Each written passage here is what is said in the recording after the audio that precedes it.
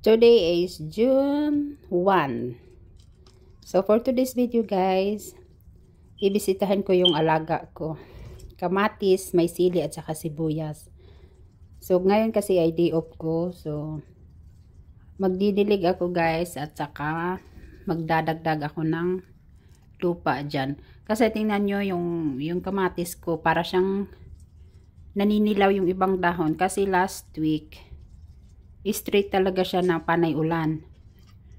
So, kaya siguro nagkaganyan siya. Kasi nung nilabas ko yan galing sa loob ng bahay, green na green ang kamatis na ito. So, medyo, buti nga ngayong ano na to, medyo nainit-init na. Hindi na siya nag-straight ng ulan. So, kaano ko lang, kadididig ko lang siya ulit kasi nagdadry na ng kunti. Last week talaga, panay siya ulan. So, nag-aano siya, nagdidilaw. Kala ko nga maano siya, madiboy. Pero ano, yung iba naman, oh, medyo bumabalik na yung ano niya, kulay green. Tsaka may ano na siya, may maliliit na ano, bulaklak. So, magkakaroon din na ng bunga soon. Kaya mo, so, pinagtatanggal ko yan ang mga dahon na ano, yung dilaw na medyo namamatay na. Para maano siya, palitan ng panibago. Wala, yan lang ang libangan ko naman dito guys, kasi day off ko, ako lang mag-isa. So dilig-dilig din pag may time. Yan o, kasi walang lupa, so ilalagay na lang natin sa empty bucket. Pero last year, yung bucket na yan pa rin ang gamit ko. Pero ang dami kayang ano nun, yung nagsili at saka kamatis, ang daming bunga nun, kahit dyan lang nilalagay.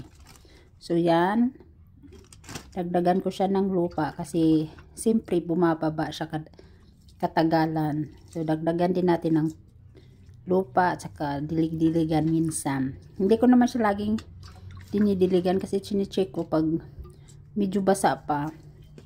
Hindi ko siya diniligan.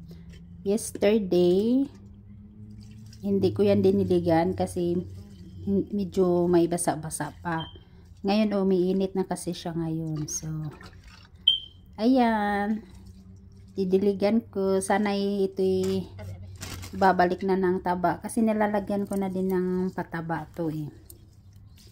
Pero okay naman na siguro to kasi hindi na siya panay ulan. Yan o, tinatanggal ko yung mga dahon na dilaw. So, yung gitna niyan, medyo nag-green na siya ulit.